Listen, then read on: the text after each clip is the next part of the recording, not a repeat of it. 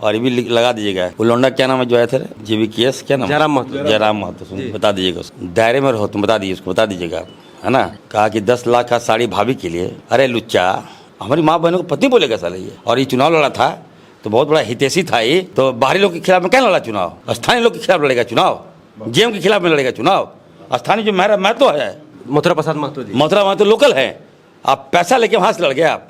अब बात करते 10 लाख रुपए की बात करते। लेकिन इरफान अंसारी को टिकट मिलता है। अब इरफान अंसारी जी के शायद बेटे को भी टिकट मिल सकता है। तो ये परिवारवाद चल रहा है। हेमंत सोरेन यहाँ से दुमका सीट छोड़े तो उसके बाद बसंत सोरेन को टिकट मिला, कोई दूसरे सोरेन जी को क्यों टिकट नहीं मिला? तो अरे यहाँ परिवारवाद कहाँ से आ गया? परिवारवाद देखिए, एक ही जैसे हेमंत सोरेन विधायक, बसंत सोरेन विधायक, सीता सोरेन विधायक, अब कल्पना सोरेन खुद चुनाव लड़ रही वो भी विधायक, पूरा परिवार ही विधायक। तो और जो झंडा ढो रहा है कांग्रेस का या JMM का, वो लोग के साथ कैसे होगा? ये BJP के लोग मोहब्बत नहीं जानता है, प्यार नहीं जानता है। कभी भाजपा के लोग अपनी माँ बाप से पहले प्यार करे, उसके बाद लव जिहाद की बात करे। जिहादी मानसिकता BJP का है, हम लोगों का नहीं। ललित मोदी चोर, लुटेरा, डाकू, विजय माल्या, मेहुल चौकसी जो लंदन भागा हुआ है। जिस दिन 5 तारीख को ओथ लेंगे राहुल गांधी जी, इरफान अंसारी विशेष फ्लाइट से लंदन जाएगा और तीनों का गर्दन पकड़ के हम लाएंगे। मोदी जी का तो परिवार बेटा उठा नहीं है। कहते हैं 140 करोड़ मेरा परिवार है, भारतवासी। जो दो गोतनी के बीच में महासंग्राम हो छिड़ गया है, सीता सोरेन और कल्पना सोरेन। सीता सोरेन भाजपा में चली गई हैं, भाजपा ने उनको अपना प्रत्याशी बनाया है, लेकिन कल्पना सोरेन भी जो है लगातार हमलावर हैं। अब दोनों गोतनी में लड़ाई हो रहा है, लेकिन यहाँ के आदिवासी संथाल आदिवासी भाई बहन कंफ्यूज हैं कि हम सीता सोरेन की तरफ जाएं कि कल्पना सोरेन की तरफ जाएं। कल्पना सोरेन माँ दुर्गा की अवतार है और सीता सोरेन ये गद्दार है। लोकसभा का चुनाव अब अपने अंतिम दौर में है और 1 जून को संथाल परगना के 3 संसदीय सीट पर मतदान होने वाला है। और दुमका संसदीय क्षेत्र की बात करें तो यहाँ पर माहौल गर्म हो चुका है, क्योंकि मोदी जी आकर गए हैं और JMM कांग्रेस RJD पर खूब सारा आरोप पड़े हैं। तो इसी चीज़ को लेकर हम लोग जामताड़ा कांग्रेस विधायक डॉक्टर इरफान अंसारी जी के पास आ गए हैं। तो इनसे जानने का प्रयास करते हैं कि आज थोड़ी ही देर बाद कल्पना सोरेन लैंड वाली है जामताड़ा में, तो माहौल कैसा होगा और JMM और कांग्रेस के लिए कितनी ज्यादा चुनौती है। जोहार और स्वागत है। मोदी जी आए और बहुत सारा आरोप लगा के गए कांग्रेस और JMM पे। देखिए, मोदी जी का जो बयान है वो अब निम्न स्तर का हो गया है, कोई दम नहीं रखता है अब लग रहा है हमें। दुमका में आए, एयरपोर्ट में प्रोग्राम किए, भीड़ नहीं, आदिवासी नहीं, अब लड़ाने की बात हो रही है। प्रधानमंत्री हमें लगता है कि BJP नेताओं का स्क्रिप्ट पढ़ दिए, वही घिसा पिटा, वही बांग्लादेश घुसपैठ, वही लव जिहाद। बताइए, प्रधानमंत्री को लव जिहाद शोभा देता है क्या? मैं जानना चाहता हूं देशवासियों से। मैं प्रधानमंत्री का इज्जत करता हूं, लेकिन ये मैं बर्दाश्त नहीं करूंगा। ये BJP के लोग मोहब्बत नहीं जानता है, प्यार नहीं जानता है। कभी भाजपा के लोग अपनी माँ बाप से पहले प्यार करे, उसके बाद लव जिहाद की बात करे। जिहादी मानसिकता BJP का है, हम लोगों का नहीं। हम लोग आदिवासी से प्यार करते हैं, मूलवासी से प्यार करते हैं, गरीब का आंसू पहुंचते हैं, गरीब से कनेक्ट होते हैं, गरीब से प्यार हम लोग करते हैं। जिहाद कहाँ से आ गया इसमें बीच में? प्रधानमंत्री जी, आप जिस दिन अगर आप देशवासियों से प्यार करते, ईमानदारी से, अगर यहाँ के लोगों से प्यार करते, माता बहनों से प्यार करते, तो अब लव और जिहाद की बात नहीं करते। अब ये मुद्दा को डाइवर्ट कर रहे हैं, अब हिंदू मुसलमान करने लगे। देखिएगा, हमारे मैनिफेस्टो में सभी महिलाओं को राहुल जी ने कहा एकदम खटाखट खटाखट खटाखट। उसका तो मजाक भी लोग बना रहे हैं BJP वाले लोग। अब मजाक नहीं तो क्या, 15 लाख नहीं बोले हम लोग, तो मजाक तब नहीं उड़ाएंगे लोग। हम कह रहे हैं 1 ही लाख जो हम दे सकते हैं, और 1 लाख कहाँ से देंगे मालूम है आपको? बताइए, हमारे दर्शकों को बताइए, जानना चाहती है झारखंड की जनता। हाँ, आप सुन लीजिए तब। ललित मोदी चोर, लुटेरा, डाकू, विजय माल्या, मेहुल चौकसी जो लंदन भागा हुआ है। जिस दिन 5 तारीख को ओथ लेंगे राहुल गांधी जी, इरफान अंसारी विशेष फ्लाइट से लंदन जाएगा और तीनों का गर्दन पकड़ के हम लाएंगे यहाँ, और सारा पैसा गरीब को बांट देंगे एकदम। 1 लाख नहीं, 50 लाख होगा सब में। 50 लाख बांटिएगा? उतना पैसा लेके गया है, चलिए लुटेरा लोग को पैसा लाएंगे सभी लोगों को, और भाजपा के लोगों को भी देंगे 50-50 लाख। डॉक्टर साहब, लेकिन जो दो गोतनी के बीच में जो ये संग्राम हो छिड़ गया है, सीता सोरेन और कल्पना सोरेन। सीता सोरेन भाजपा में चली गई हैं, भाजपा ने उनको अपना प्रत्याशी बनाया है, लेकिन कल्पना सोरेन भी जो है लगातार हमलावर हैं।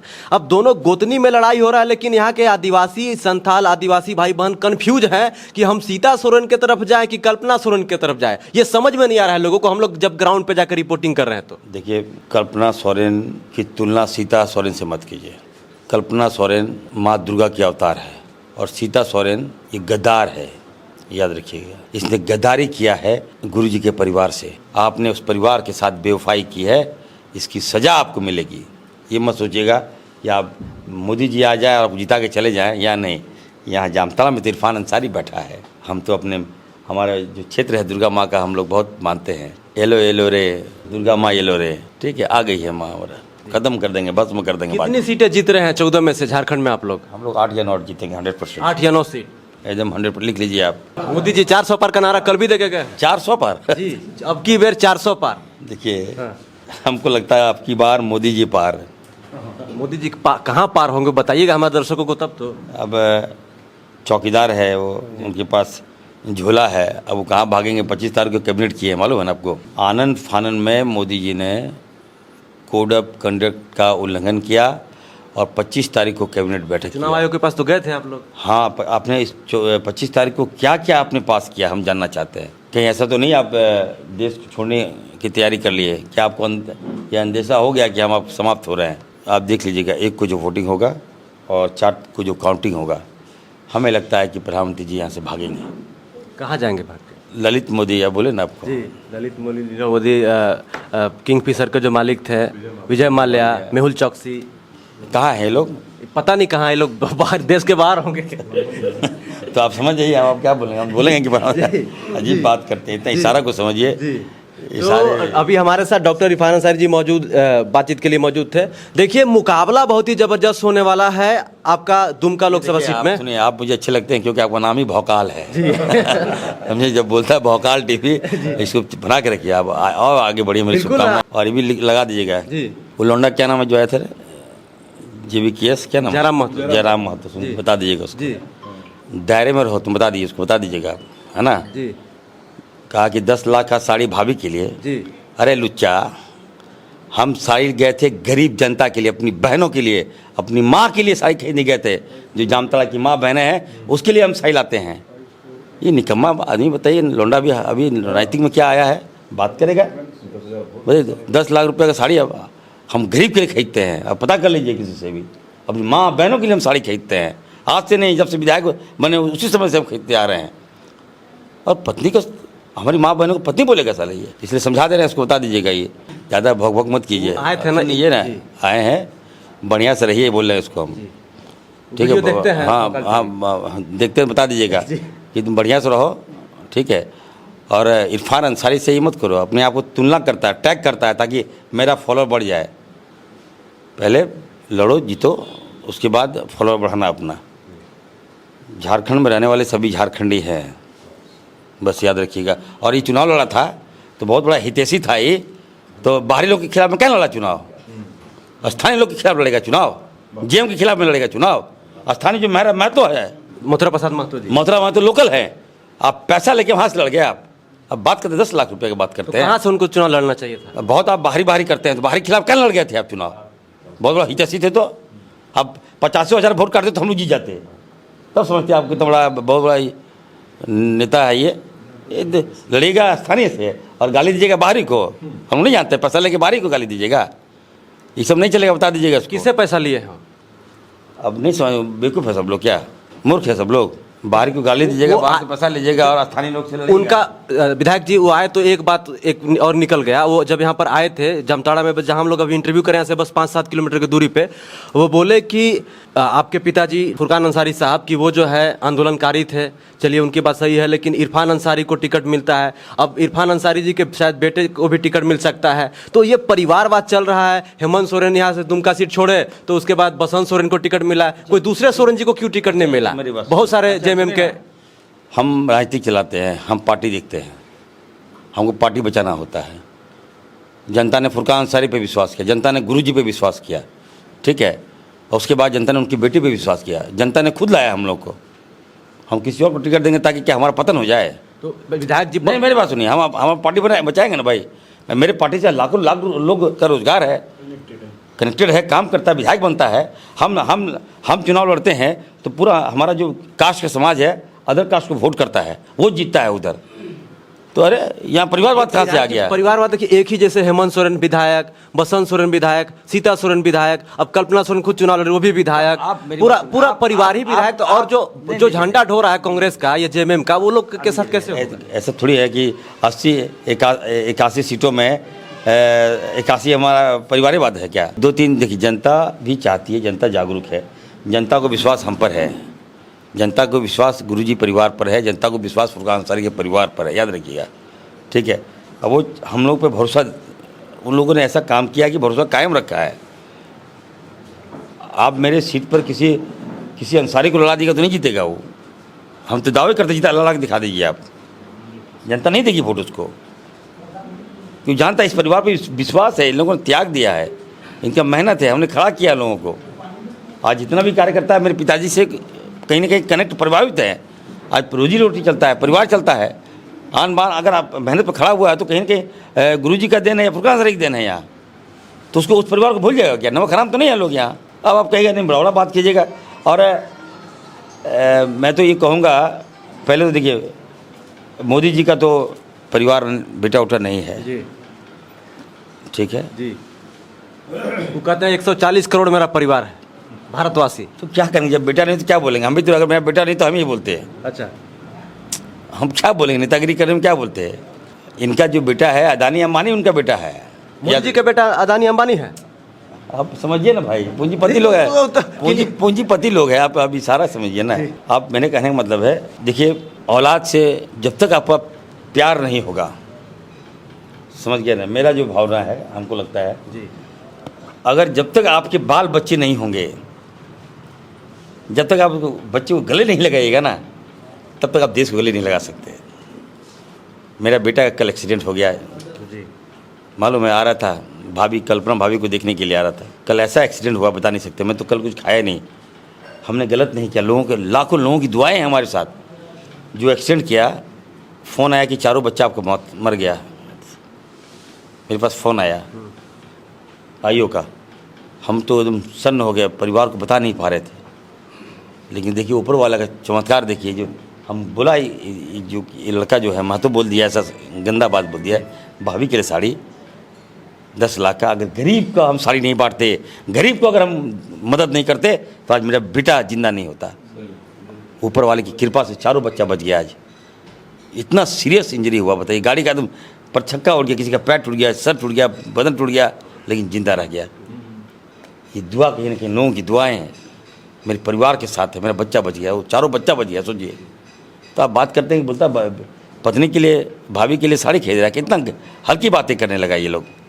एक सवाल विधायक जी, कुछ कल हम लोग वीडियो डाले तो वायरल हो गया, बस 1000 लोगों ने कमेंट किया है, बोला कि पेपर लीक का जब मामला होता है तो इरफान अंसारी जी कुछ नहीं बोलते हैं, 60-40 का बात आता है तो इरफान अंसारी जी कुछ नहीं बोलते, क्यों नहीं बोलते हैं? देखिए, जो लोग बोलते हैं उनको जानकारी नहीं है।